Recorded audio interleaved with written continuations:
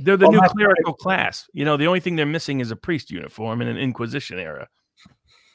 Now, speaking of priests, do we go into Jerry Falwell? Are you following that story?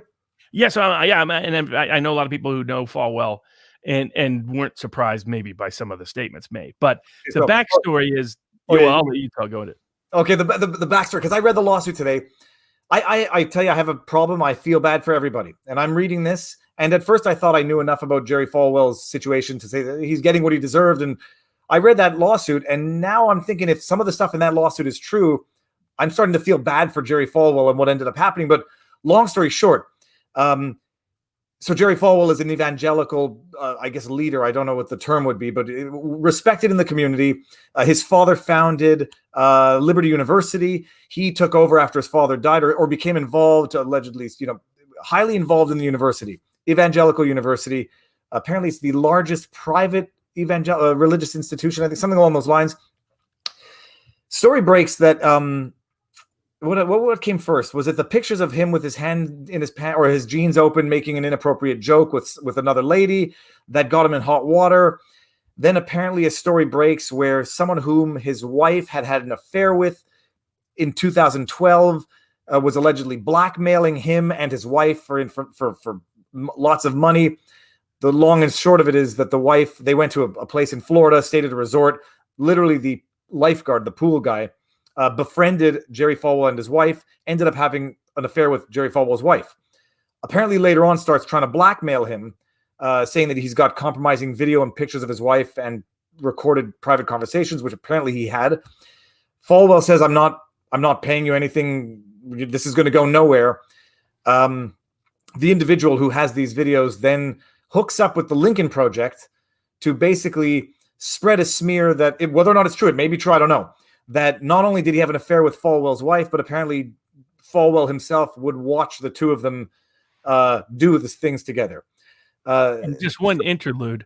I'm not suggesting that's a case of projection of many of the high-ranking members of the Lincoln Project, that they're those kind of people. I don't want anyone out there thinking that that's the kind of guys they are. Just look at it. Well, there's two things. Like there's the if it's false line, and then there's the even if it's true line. Like, okay, if that's the worst, if that's the worst thing somebody does, who are we to judge the morality of what three adults do on their own? Yes, he has a religious aspect to him, but that doesn't make something more sinful, in my humble opinion. But so that is the accusation. In light of the scandal, he resigns, or is forced to resign from Liberty University, which he now argues that forced resignation lent credence to the baseless accusations of the individual, mostly the Falwell watching part. He says they had an affair. We came to grips with it. We worked through it, and we stayed married. Liberty U forces his resignation. Apparently, they sign there was a non-disparagement clause in the contract. Apparently, after he leaves or is forced to resign, someone gives a speech to the whole university, disparages Falwell, says shame on him, is this terrible conduct. Everyone, it's okay to sin, but shame on Falwell. Disparages him. He can't get speaking gigs anymore. Life is ruined. I think that's the essence of the defamation lawsuit and breach of contract lawsuit. It's very well drafted. It's quite compelling to read if you assume that the allegations are true. I'm going one step further. Even if I assume the allegations are false and that Jerry Falwell actually did what is accused of him, that doesn't justify the extortion, and I'm not sure that justifies what's happening. But the religious world is a different world. What's your take on it? What do you think of it? Knowing more about the individuals and the parties involved, what's your view? A brief question to the super chat. How do you turn the autofocus off of this thing? I was wondering what that was. It goes in. I don't know that there's a way to do it. Okay. I think I'll ask, but all right, yeah. So to honor the super chat, because that's great. Because I've been trying to figure out why does it do that. That's how that's why I say I'm a genius in certain areas and incompetent in the others. Or how do you say it again? Les incompetents. Yeah, there it is. Yes. When it comes to technology, good. I'm an embarrassment.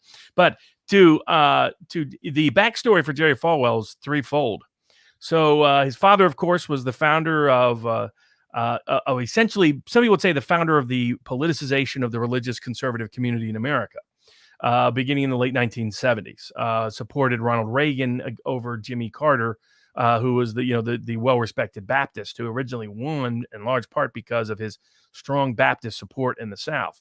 And so, and what happened was, beginning in the 1950s in the Deep South, there had been a bunch of homeschool and private school movements in response to integration orders by federal judges.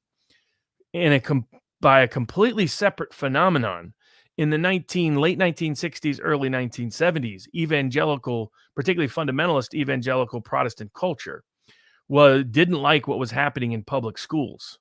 And that public schools were becoming more and more overtly anti-religious. You had sort of the secular left take over teaching positions and ultimately also often boards of education. And so they weren't comfortable with all the cultural changes in Hollywood and on TV and in film and in music and the rest. So they started sort of self-segregating, kind of like the Amish, into their own worlds, and started creating, as part of that, either homeschooling or private schooling. It also corresponded to some independent left groups, actually, too, in the late 60s, early 70s. Well, when Jimmy Carter gets elected president, his Department of Education people are cultural leftists who attribute any effort at private schools in the South must be motivated by racism. So they go after Bob Jones University. They go after a wide range of places. Now, but there was some legitimate criticism of Bob Jones University, but there was a lot of illegitimate criticisms of the whole movement. They basically smeared the entire religious conservative movement. Much of it was rooted in places like Kansas. I mean, it was rooted in places that were anti-slavery, that led abolition, where John Brown was from. So it was a deep insult to these communities to suddenly be assaulted and under attack. And it was in response to that Falwell started to organize. He was a pastor of a major church. There's a famous case where he took Hustler up to the U.S. Supreme Court on a libel case, and that's where they said parody. It was correctly protected. People versus Larry Flint. The people, that has multiple aspects. It's Flint v. Hustler is the U.S. Supreme Court name. But yes, all part of that. Yeah, that's right. It's portrayed in the movie People versus Larry Flint. Yes, you're right. Yeah, I was reading up on that recently, and I was watching the deposition of what was his name now? Flint. I'm an idiot. I was watching the deposition of Flint. One of the more curious depositions to watch. But sorry. Can you imagine being his lawyer? Man, that would have been tough. That would have been tough. For anybody who doesn't know, Flint picked his nose and ate the booger during the deposition, and the lawyer asked him. It is. I mean, the guy obviously had certain issues, but the world needs all types of people, especially given the outcome of that lawsuit. But sorry, I interrupted you, Robert. Oh, yeah, but so that's some of the background of how it all starts. Falwell takes his church and decides he's going to start a private university. His goal was to create a Notre Dame for Baptist. That was really kind of his objective. So that's why Liberty's always been big on its football program, its basketball program, trying to develop those. Very big university. I visited there when I was a kid. It was for a while. I was thinking about going to a Christian school, Christian university. And ended up I got a scholarship to Yale, and then that went a whole different path. But so that's the background. So Falwell, this is his son, Jerry Falwell Jr., and he has had three different groups waging war on him. So the sort of secular left in modern media hates Falwell, hates his son, hates Liberty, hates everything associated with it.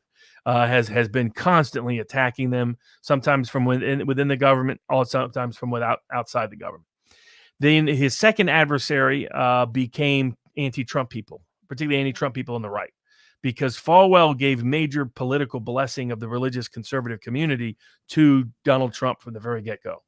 And he liked Trump, and he recognizing that Trump's cultural populism is right along the same lines of most Baptist believers.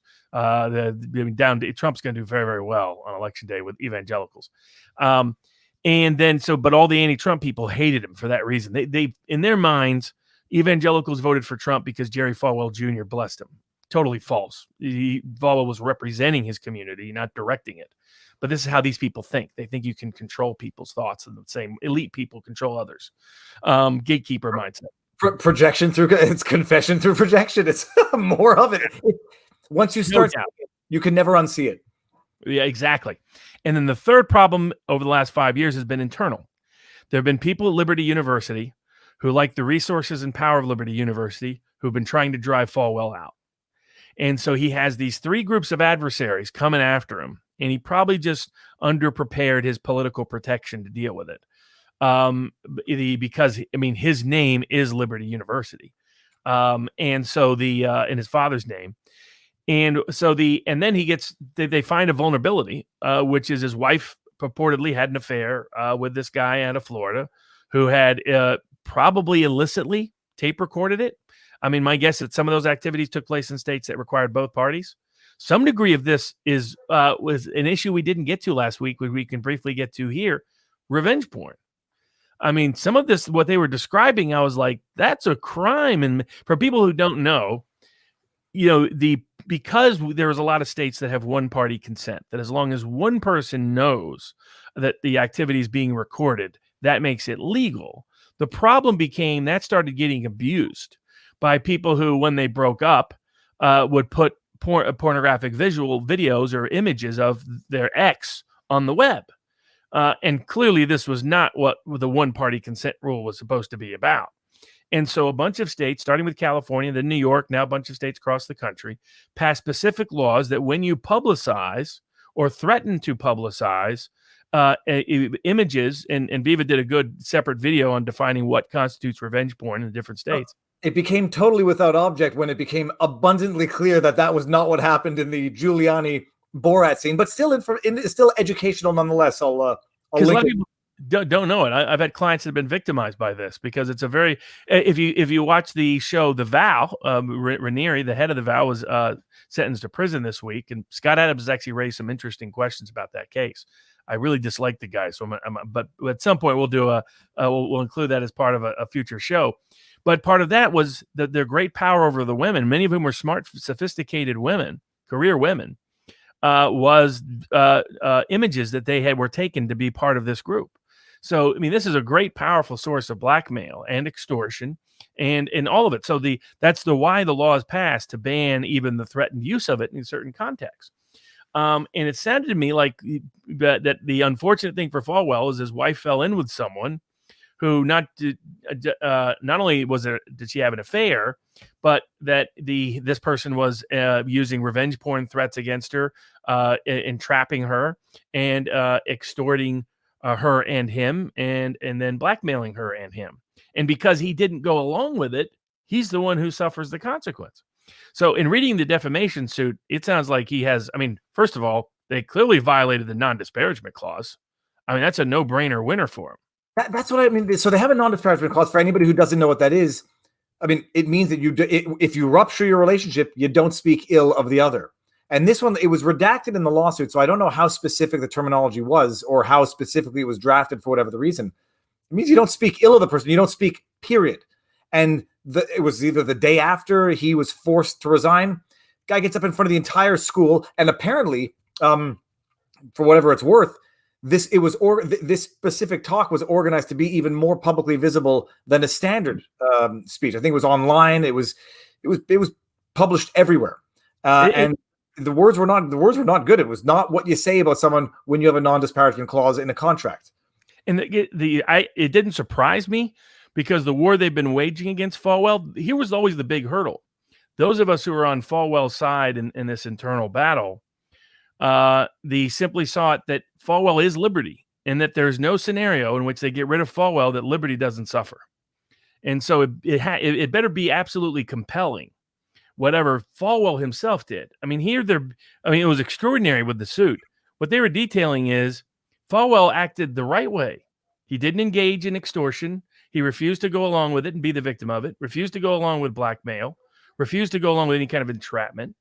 And he did what you're supposed to do in the evangelical tradition, which is to reconcile with your spouse, not look for an excuse to divorce your spouse. So he does what you're supposed to do, and then he gets punished for it because of their own political agenda. The reason why they were going to have to defame him and disparage him and break that rule is because the whole liberty, at least half of the liberty is behind Falwell. So they have to find ways for the community to feel okay with this. And this happens all the time in bureaucratic power seekers. They think they're above and beyond the people who help create the institution, and they're not. Well, it's an amazing thing. I mean, I'm reluctant to be judgmental in terms of the sense of assigning blame in a context of infidelity, because the act itself is one which I have a theory that like you never do it, because I think if you do it, you're asking to be dealt with extreme prejudice by the other party, your spouse. But rarely is infidelity like a one-way thing where it's generally a culmination of a problem and not itself the cause of the problem. Aside from certain personalities, I have a theory about certain. It's my theory of French men in general, actually. But it's basically that they have distant fathers and spoiling mothers, and that creates a constant need for psychological approval by getting constant approval from women, and it leads to disproportionate adulterous culture. That's my theory. There's a theory which I think some might find less offensive, for lack of a better word. Europeans have a different view on sex, and they have a different view on fidelity or monogamy, I should say. The counter to that, or well, not say the counter to that, but I thought a film that best portrays this. There's the original French film, and then there's the pretty good English American remake. I think the American remake is called Unfaithful. I think it's Diane Lane, Richard Gere. But the idea, I forget what the French title was, but it's great. But the whole idea was that an affair really represents underlying problems. Leave it to the French to figure out a way that both an affair and some other things that happen bring the couple back together. I mean, only the French would have this idea of the world. But just like, what was it, Mitterrand, who's both his wife and his mistress were at his funeral. It's like, that would not necessarily happen. Well, maybe when Bill Clinton died. No, it's all okay. Fine. His wife had an affair. Who knows? I mean, these are, first of all, if everybody who has an affair is going to be dealt with like this, there's a lot of people who are treating Falwell like this, who are undoubtedly guilty of similar sins, for lack of a better word. Again, but yeah, then the other part is, even if Falwell is guilty of having watched, I mean, he denies it, vehemently denies it, says it's part of the blackmail scheme, which the individual who's blackmailing him goes and gets free representation from the Lincoln Project and hooks up with them in order to bring this bring this project to fruition. And for folks, the Lincoln Project ties into our last week thing. Yeah, they were the ones behind defaming Jared Kushner and Ivanka Trump. So that's it. I mean, non-disparagement clause, I think there's a strong argument. The defamation, to the extent they said anything, I think it's going to be defamatory, but then you're going to have to get into proving that what is being said is not true. How does Falwell prove a negative that he wasn't there watching when this man was having an affair with his wife? And what is that going to, I mean, what's that spectacle going to do on a PR front in general, like bringing all this stuff even more public than it was before? I think he only sued because he has no other alternative. In other words, that the damage that had been done was so deep that he gained more by bringing suit. I'm glad he's fighting back, because I thought when he stepped down, he shouldn't have. He gave a perception of validity to the allegations that I didn't believe were likely true. Well, I mean, and I say, speaking as I was totally ignorant to the situation. Yeah, I first of all, I thought it was more to do with the pictures of him with that other woman, which I thought itself were not that bad. When I see the resignation, not knowing and still not knowing the degree to which it was a forced resignation, I immediately drew some negative conclusions just as an outsider. But I'm not posting those. I think he's got to restore his reputation and start a counterattack on PR. And if I would, either him or like Jared Kushner, Ivanka Trump, I would not just sue I don't think he's adding Lincoln Project at this point, but I would sue Lincoln Project. I would sue all the participants as co-conspirators under the Lincoln Project. And some of what they did here kind of sounds like federal crimes that are covered by the RICO statute. I would sue the funders of the Lincoln Project. Make them prove they weren't complicit in this, because that's some big names, some big money folks, some folks who need to be exposed to the limelight of life, and so of a good lawsuit. And so I hope I hope he at least thinks about doing that, because this is sleazy, classic DC kind of action. They smeared who I believe to be a good man for doing the right thing. I mean, what was he supposed to do? Divorce his wife? Shame his wife? Is that, I mean, what were assuming the allegations of the cuckold behavior, which, it's kind of, like I said, I'm not saying that Lincoln Project is accusing others of what they're doing, but just take a look at some of those guys, folks. But so I'm glad he's fighting back because it's long overdue and necessary for him to do so. It is a compelling lawsuit. You would have to assume that all the allegations that he's lying through his teeth in the lawsuit, not to sympathize with him, especially since a lot of people out there have had infidelity in relationships and are not going to judge him for this harshly. And nor when it wasn't him who had the relationship; it was his wife. Consider this. There's been worse things done. I think there's worse things done, and let the person without sin cast the first stone when it comes to cheating on a spouse, because a lot of people have done it. And this is not confession through projection. I strongly believe that if I were to ever cheat on a spouse, that I would get murdered in my sleep. I mean, that's just the way I assume that would happen, and that's enough to that and other phobias is enough to keep one well in line. Keep your hands to yourself, and nobody can accuse you of things in the future. This is what I want to bring up here. Brendan Brown says, can true statements be defamatory if they are used in a context intending to be defamatory? So acute quirk in Quebec law, defamation can occur even if the statements are true.